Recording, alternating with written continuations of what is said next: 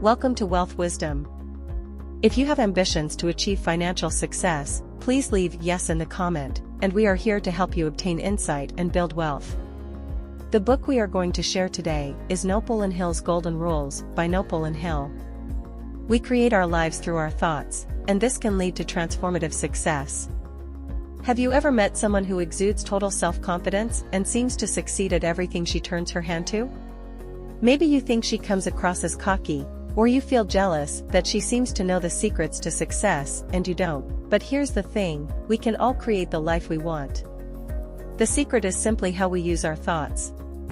One powerful method is through autosuggestion, which allows you to shape how you develop as an individual by feeding your mind inspiring thoughts and images. The author had a regular practice of thinking up imaginary meetings where he'd sit down and chat with such distinguished and inspiring guests as Abraham Lincoln, Socrates, Napoleon, and Aristotle. During these imaginary meetings, Hill would focus on certain characteristics of his guests that he hoped to make his own. In Lincoln's case, he hoped to take on his ability to be fair, to help others, and to be courageous in finding new ways of doing things. Every night, Hill would spend an hour performing this exercise, adding more inspiring figures to his meetings as he would learn about them. He found that by using autosuggestion to focus on inspiring thoughts, you can transform your life and find success. In Hill's case, autosuggestion allowed him to overcome his fear of public speaking and focus on taking on the qualities of successful orators, such as the abolitionist clergyman, Henry Ward Beecher. After just a week's worth of autosuggestion, Hill received a standing ovation and a return invitation after one highly successful speech. A year later, he was touring the country as one of the most sought-after speakers in the U.S. He even received an award for his 1920 speech at a convention in Pittsburgh from the Associated Advertising Clubs of the World. And it was all made possible by the power of thought. Before we continue, if you are interested in this topic, please consider subscribe and give us a thumb up. Let's continue. Shakespeare teaches us how to gain anyone's confidence, another key to success. Difficult problems require creative solutions. Yet, when it comes to developing these great ideas, there are two difficulties. One is developing the idea, the other is convincing people how great it is. Often, the latter problem is the hardest to solve. If you want to improve your skills in convincing others, then your best teacher isn't a guru or businessman, it's the poet and playwright William Shakespeare. In his play Julius Caesar, we can see how the path to changing someone's mind starts by taking his side. During Caesar's funeral, Mark Antony attempts to change the minds of those in attendance to see his friend Caesar as a great man.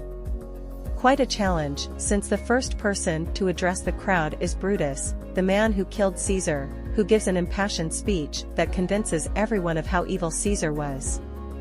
Once Brutus has finished, it's Mark Antony's turn to speak. He knows he can't accomplish his task by immediately forcing his position upon the crowd and contradicting what Brutus said, so he starts off by praising Brutus and agreeing that Caesar should be forgotten.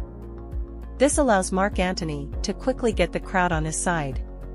He then starts to feed his audience new ideas, such as how much Caesar did for the population of Rome. He even wrote in his will that he wanted his riches to go to the Roman people. Slowly but surely, Mark Antony's praise for Brutus changes from genuine to ironic and finally damning. Eventually, Mark Antony is able to completely change the mood of the crowd, so much so that they condemn Brutus for killing Caesar and run him out of Rome. Such a technique can be easily transferred to the professional world. The author once watched this method used to great effect by a lawyer who was a student of Shakespearean texts. When he began to address the jury, he didn't do so by attacking his opponent. Instead, he listed all the positive remarks the opposing side made and agreed that they made good points. In doing so, he gained the jury's attention and confidence, at which point he began to list all the flaws in the opponent's case. Needless to say, he prevailed at trial without much difficulty. Positive suggestions can improve performance at work and even make people healthier. If you think back on your life, can you recall a time when you felt properly motivated after being harshly criticized or humiliated? Probably not, because if you want someone to do something, the best way is through positive reinforcement. In other words, if you want to improve the work performance of your employees, you need to use positive suggestions, not negative ones. The author knew a manager who never criticized his workers. Instead, he would walk through the offices and compliment each worker, one at a time, for their great work. While doing so, he would always make the subtle suggestion that they could do even better if they tried. On one occasion, the manager had to deal with an employee whose efficiency had taken a nosedive in recent weeks. But here too, it was positive suggestion that worked. The manager knew that criticizing him for the dip in efficiency would only demoralize the employee. So he put his hand on the employee's shoulder and told him that he was impressed at how the pace of his work had improved and that it was setting an excellent example for the other employees. Remarkably, by the end of that very same day, the employee's efficiency rose by 25%. If you're a salesperson, you'll find it extremely easy to experience the benefit of positive suggestion. For example, make it part of your sales pitch. When introducing the customer to a product, mention that even though it's a new product, she'll surely recognize how useful it is due to its numerous features. This way, the customer won't think that you're trying to convince her of anything. Instead, you'll be subtly suggesting that not only is the product of high quality, but it was her idea to come to this conclusion, not yours. Finally, the power of positive suggestion can also lead to improvements in your health. Hill knew a doctor who could convince ailing patients that their health was improving. Sure enough, many patients suffering from illnesses such as pneumonia were convinced by his positive suggestions and began to recover. Use the power of prayer and the law of retaliation for better business deals. When you think about praying for something, your first thought might be to pray for the strength to be more virtuous, or for someone else to get well. But prayer can also be used for more practical things, such as an improvement in your business performance.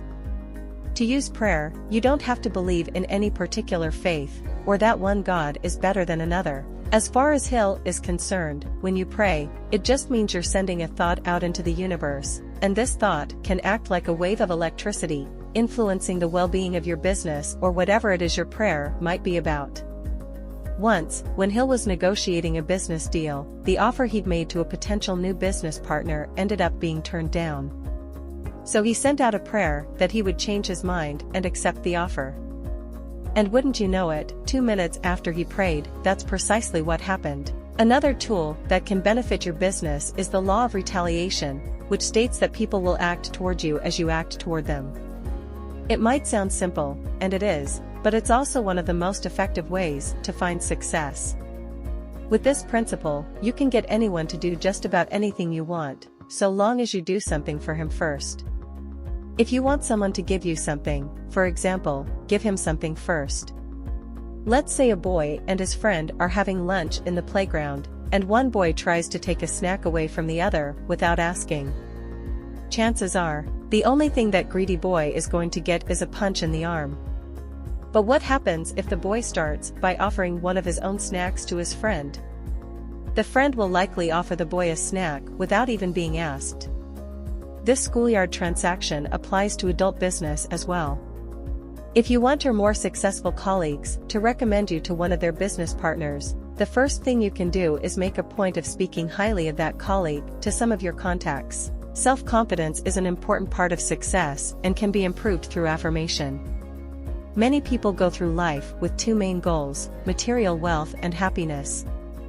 The good news is, you can attain both of these with just one characteristic: self-confidence. How important is self-confidence? Well, to start with, you'll never be happy without it, because if you hope to gain the things you want in life, you first need to believe that you deserve those things, and that takes self-confidence. You can work day and night, 7 days a week, but without self-confidence, you'll never make the big bucks, since that's what it takes to jump at an opportunity, take chances, and be innovative. So, how do you develop self-confidence? It's all about realizing that your life and happiness are in your hands and no one else's. You need to start taking full responsibility for your life and appreciating that the buck stops with you. Once you stop believing that other people are responsible for your fortune or misfortune, you can start to see that you are the key to your own success. When this happens, you'll find that you have access to an endless source of energy and vitality that will allow you to reach your most challenging goals. To help facilitate this shift in understanding, use affirmations. An affirmation is simply a positive thought that you can repeat and focus on until it becomes a reality. Some powerful affirmations include: I know that I can accomplish anything I set out to do. I know that if I truly believe this, and act accordingly, success will be mine.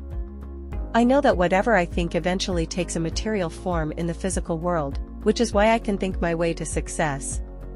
Every day I will think of the person I want to be, until the image is so detailed that it can become reality. From now on, I will start by planning exactly what I want to do, and then I will focus entirely on this plan until it has become reality. If you practice these affirmations every day, you're sure to see both your confidence and your life improve. Autosuggestion can also assist in the development of helpful habits. You won't get far if you give up on a project at the first sign of trouble. If you want to turn an idea into a successful business, it's going to take persistence.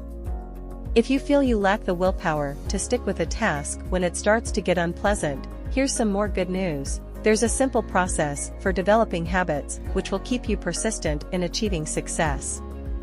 Developing new and helpful habits is a terrific way to reach your goals without having to rely so much on willpower.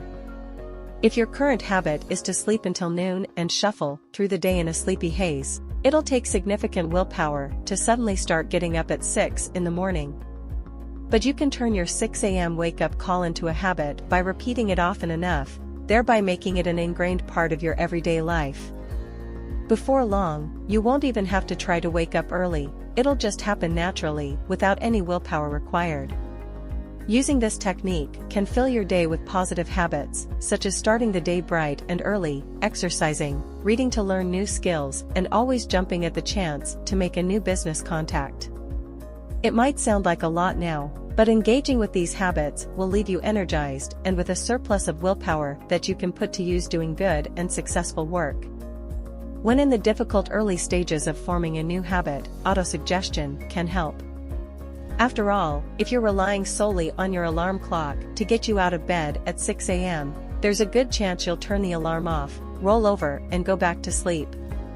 Here's how the addition of autosuggestion can come in handy. Several times a day, take a few minutes to imagine yourself waking up feeling energized, well-rested, and with the ability to spring right out of bed. When visualizing this process, picture every detail. Maybe you start by yawning, then stretching your arms before getting up and out of bed. With the help of autosuggestion, this process will make its way from your thoughts to your body, and waking up early will soon be a daily, effortless habit. We should fill our environment with positive influences, and remove the negative influences from our prisons. It's no coincidence that the students who go to the best schools tend to become our leading researchers, politicians, and artists. Like the rest of us, they're shaped by their environment, and in the case of a world-class school, shaped into world-class professionals. Whether you realize it or not, you're constantly being influenced by your environment and surroundings, since what you're exposed to every day impacts your thoughts, and your thoughts play a huge factor in determining what occurs in your life. When you consider this, it only makes sense that you choose carefully the right environment that'll help you achieve the goals you've set for yourself. If you hope to be a successful business executive, then it makes sense to live near other successful business executives, or at least spend time at clubs or places where they socialize. The best environment for you to be in is one surrounded by people who share your goals in life or career, and to avoid being around people with negative or defeatist attitudes. When you know what you want to achieve, picture each and every detail about what your perfectly supportive environment will look like. Once you have that image in mind, it's time to go out and find it. Unfortunately, there are aspects of our society where people are being harmed by their environment, and we should work to fix this. In particular, the prison system has a horrible and corrupting influence on those behind bars. Most are confined to small spaces with other criminals, giving them little or no opportunity to rehabilitate, educate themselves, or experience anything besides routine violence. Under these conditions, there's little chance of an inmate reforming himself. But it doesn't have to be this way. We could place criminals into clean, healthy, safe environments, where the focus is on the development of new skills which will allow them to be successful contributors to society. Imagine the amount of criminal activity we could wipe out. Tips for strengthening the memory include a technique that also sharpens our powers of observation. Here's an all-too-familiar scenario. You're at a party, and you notice someone familiar approaching you with a smile and a friendly greeting. She knows your name, but you're drawing a blank and can't seem to recall hers, or where it was you met her. Oh, the awkwardness. While this kind of unfortunate embarrassment can make networking a challenge, the good news here is that a faulty memory can be strengthened. There are 3 steps to recharging your memory bank. First is to start paying attention. If you're always daydreaming while meeting new people, you shouldn't be surprised when you forget someone's name at a later date. Likewise, if you're not paying attention to where you parked your car and which roads you go down, you're bound to have trouble finding your way back later on. Start paying better attention by taking the time to look at someone carefully when you first meet her, and to thoughtfully form a full impression of that person. The second step is to make mental associations. When someone tells you her name, there's a good chance you're familiar with something that either shares her name or is very close to it. It could be another person, a place, a favorite product, or anything that's highly relevant to you and your life. Say you meet someone who shares your sister's name, associate her with your sister. If you're introduced to someone named Claire, associate her with one of your favorite desserts, a chocolate eclair. The third and final step is the power of repetition. Never underestimate the effectiveness of repeating someone's name multiple times immediately following an introduction. It's also wise to recall the name from time to time over the next few days. If you do, you're sure to find yourself with a stronger memory and fewer awkward encounters. Another tip for improving the memory is to sharpen your senses. The logic here is that when your powers of observation are strong, so is your memory. Here's a simple practice you can do to heighten your powers of observation and memory. Start by entering a room in your house and carefully observing everything you see. Then, exit the room and begin writing down everything you can remember. Repeating this exercise daily, using different rooms, will soon find both your memory and observational skills getting sharper. Now you know the golden rules of success. It's time to start putting them to work for you and your goals. That's the end of today's sharing. If you like our content, please give us a thumb up and share it with your friends. See you next time.